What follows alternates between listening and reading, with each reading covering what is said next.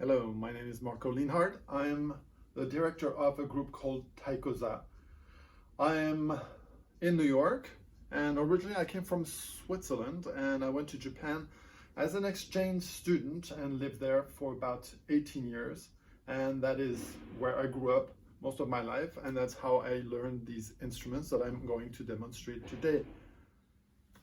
Let's greet each other in Japanese. So let's learn how to say hello in Japan. So that would be, for those who are fans of maybe anime or watching Japanese movies, it's of course konnichiwa. Konnichiwa is hello. Now in the morning and in the theater, as you never know if it's daytime or night, they use good morning at any time of the day.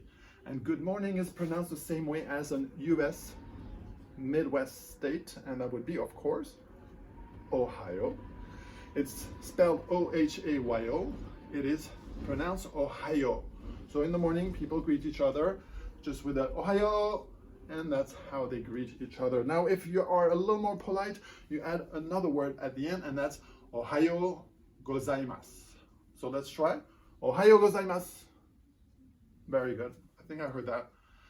So let's talk a little bit about Japan. So I don't know, you look at a map a little better than this. This is sort of a cartoonish type of map, but there are 4 main islands in Japan. So as you can notice, there's a very large, kind of squarish one in the north. Then you have the big one, the big island, where the capital is found here. Then there's a tiny little island here called Shikoku. This one here is another one. This one is called Kyushu. So the main one is called Honshu. The one in the north is called Hokkaido. And the capital is right here by that tower. It's called Tokyo. And the old capital is Nara, as well as Kyoto, and Osaka is right here. So you have these main islands of Japan, and of course one of the main famous mountain volcano is of course Mount Fuji, yes. And so there are a lot of smaller islands that you actually don't see throughout here, but there's a lot of little islands that make the islands of Japan. But those are the 4 main islands. Okay. So today we are going to play some other instruments that I will be able to play here. And so I will start with a flute. And the flutes in Japan are mostly made out of bamboo. Yes, bamboo grows pretty much everywhere in Japan. And as you can see, this is a fairly large flute made of the root of the bamboo. So you can see some of the roots here left as a decoration. And it is slightly curved. And maybe you can notice some of the particularities of this instrument. And as you notice, how many holes do we have here? Yes, 4 in the front, 1 in the back, so a total of 5 holes. And there is an end-blown flute. So this is an end-blown flute. So you play it from the top. It's somewhat hollow throughout. It's slightly curved, so you can't see through it.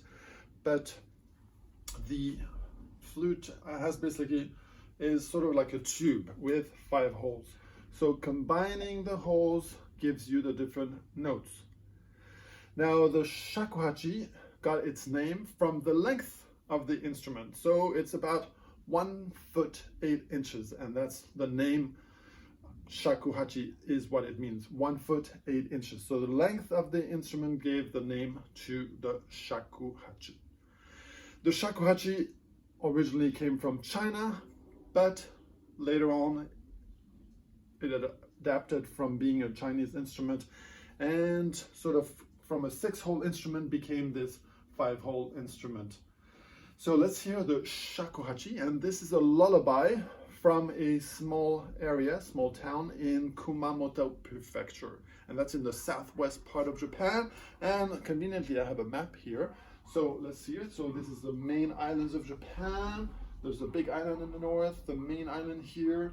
There's a small island, if you don't know if you can see it, by the castle, and where the castle is here is Kumamoto. And so in that area we have a song from a small town called Itsuki, and this is a lullaby from that town. So here's the shakuhachi.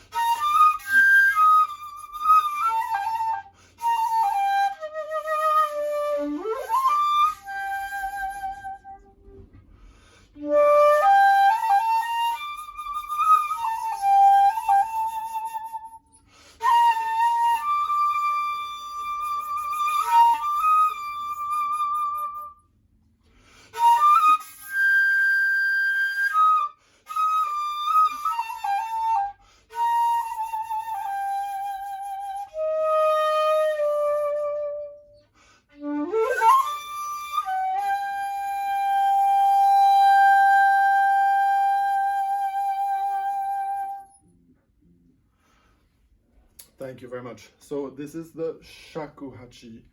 And as you noticed, I do use a slightly different technique than for other flutes.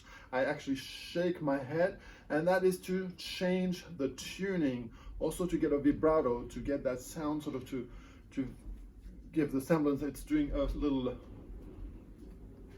little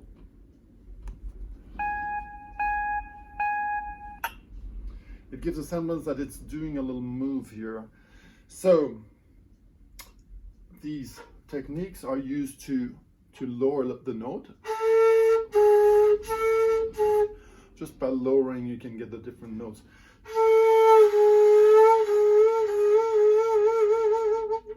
So that's a technique that you can use. And also you can use closing half of the holes. And that's another way to get the notes to play at half tones lower. So this again is the standard shakuhachi. Now this instrument also comes in shorter version as well as longer versions. And so we have here a slightly longer flute. As you know, this is a little longer, almost like a foot longer. And so what kind of sound do we think is coming out of this instrument? So you might know of other instruments that have smaller and bigger versions, such as, yes, the violin, the cello, and the saxophone has different sizes. So let's see and hear what it sounds like. So this is also called a shakuhachi, just a longer version of it.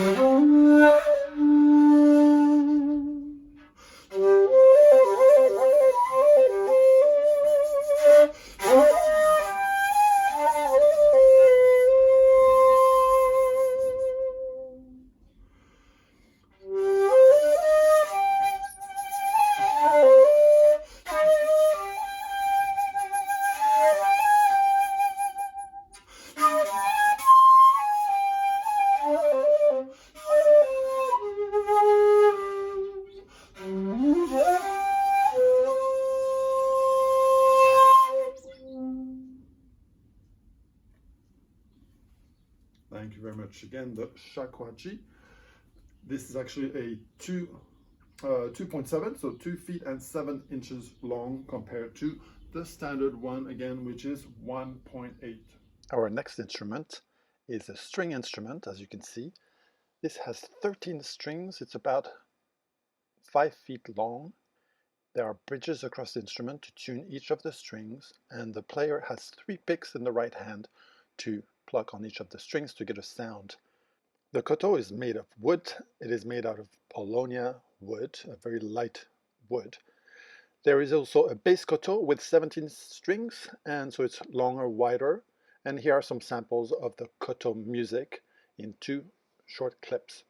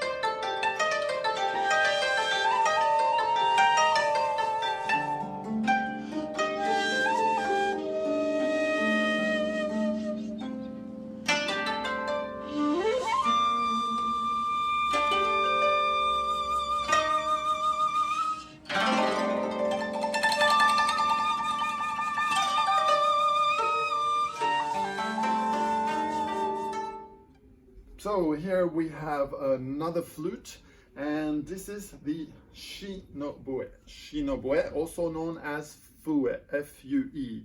So if you have a look a little bit at this flute here, you notice a little difference between the other flute and this one. So here it is in comparison. So you see the different numbers of holes that we have. And so the little flute here is also made of bamboo, but as you notice, it's much thinner walls, different type of bamboo. So the shinobue has usually 7 finger holes. Here we have 7, but you can find also with only 6 holes. This is used as an accompaniment for dancers, for singers, as well as drums. So as you notice, we have a little drum here. We'll hear a little bit afterwards, but we'll have some videos where you can see the whole performance on these taiko drums. So let's hear what the shinobue sounds like. So this one is a 7-hole flute. It comes in shorter versions and longer versions. This is the standard flute that is used a lot throughout Japan. In different festivals you come across it and hear it. So let's hear it. And this is a lullaby also from the area of Kyoto. So Kyoto is sort of the old capital. Let's see, it would be around here in sort of more the center. And another song that comes from the northern, where you see these demon masks, and that's a song from that area. It's a demon dance song. So you'll hopefully notice the difference in sound. And maybe the first one, obviously a lullaby, a little sort of quieter, and the other one sort of more aggressive with the demon dance.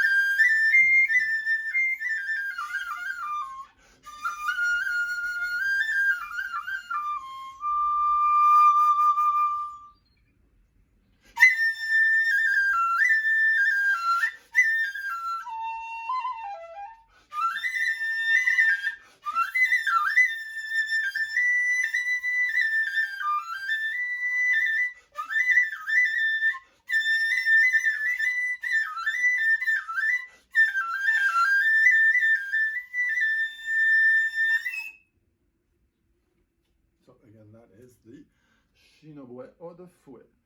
There are different versions of it that is used for theater, and that would be no theater or kabuki theater. You might have heard of it. I suggest looking on Google or Google it and try to find a little more about Noh theater, N-O-H theater, and Kabuki, K-A-B-U-K-I, and you will see the Japanese sort of plays, and very different, very sort of, they put some makeup on, very heavy makeup, or beautiful costumes, kimonos, and as well as chanting also happens. Different instruments will appear in those two plays. So I have one instrument that is used in that Kabuki or Noh theater that I play. This is called the No-kan. So it is also made out of bamboo, though it does seem to be made of another material. I'll put the other one next to it so you can see a little bit what these two flutes look like. And same number of holes, but the difference here between those two flutes, obviously the holes are placed differently, and the mouthpiece is a little sort of lower on this black flute. I don't know if you can see well, but same numbers of holes. The difference is that there are same size holes and placed evenly throughout the flute. So let's hear what this flute sounds like. And here is some melodies from Noh theater.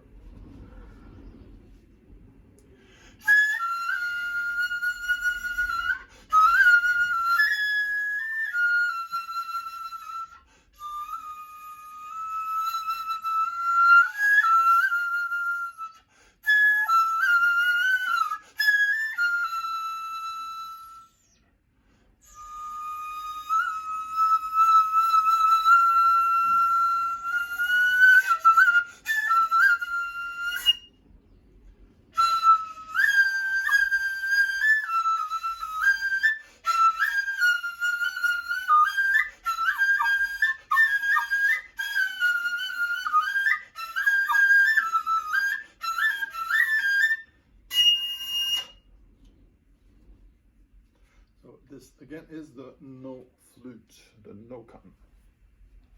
So we are going to show you some other instruments, and we have some percussion. So we'll start with some little percussion that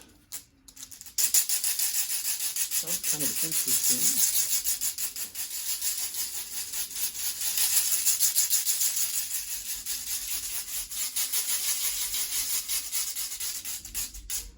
So this is called a sasara, and it's basically just boards put together with a rope, and you get that sound as they sort of hit each other. Almost like a little sound of insect. And so we have a metal percussion here, and this is somewhat similar that you find in a lot of culture throughout the world. Those are smaller.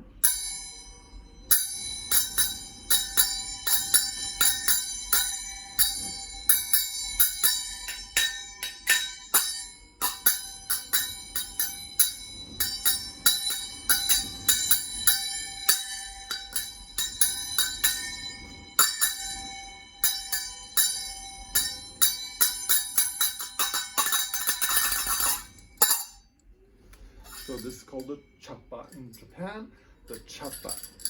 Again, now what material could this be made out of? Do you have any idea? You might have seen instruments, other instruments made of this same material, and it happens to be brass. So brass instruments. And I have another brass instrument here. This uses a mallet. It's called the atarigane or chanchiki. So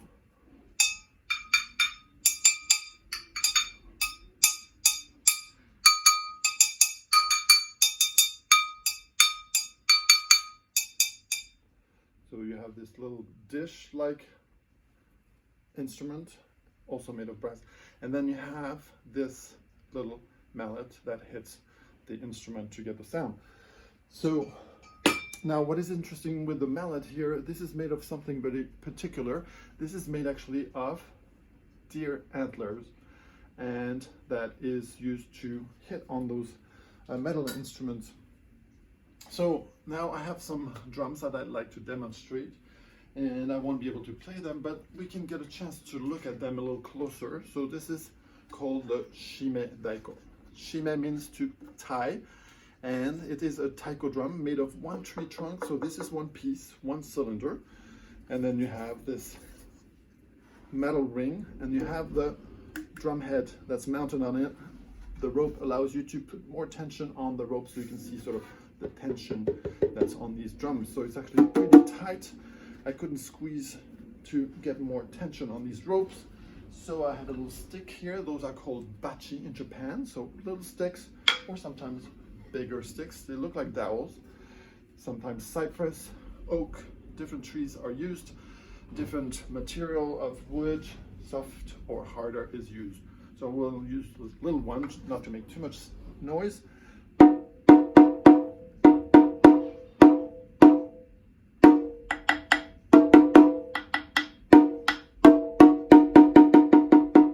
Now usually you use 2 sticks to play on these drums, but that is just to demonstrate. So it's called the shime daiko. Now we have something a little bigger that I was able to bring in here, and that's already much bigger. This is an okedo drum.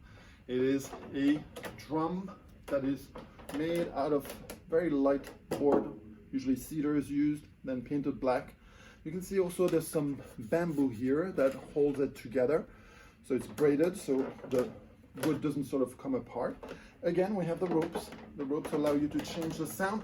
I'm going to try to squeeze on the rope, so let's hear what it sounds a little deeper.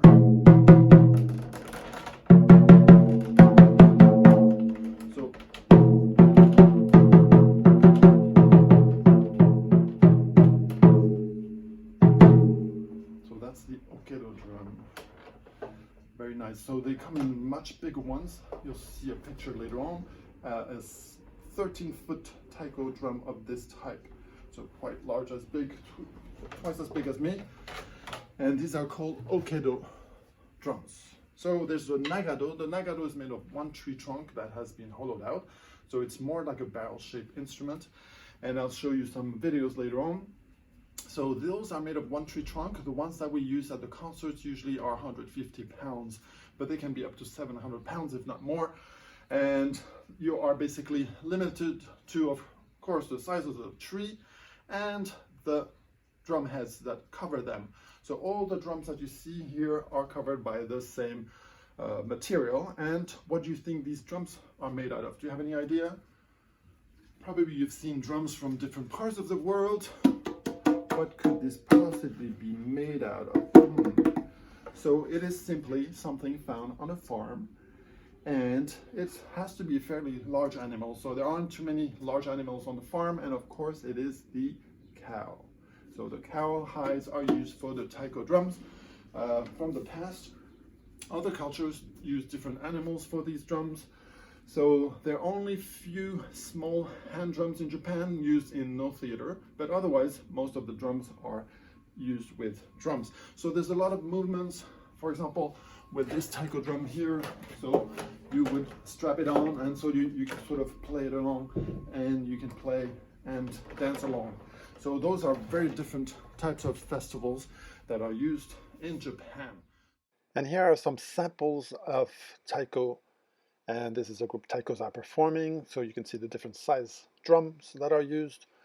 And also we'll show you a few video clips, and also some traditional festival, again called matsuri. So during these festivals, sometimes drums are used, sometimes dances happen. So here are a few pictures of these traditional festivals. And in the past also, they've been happening for many, many years. And as you can see in old paintings, you can find also traditional festivals. So here's Taikoza live in concert.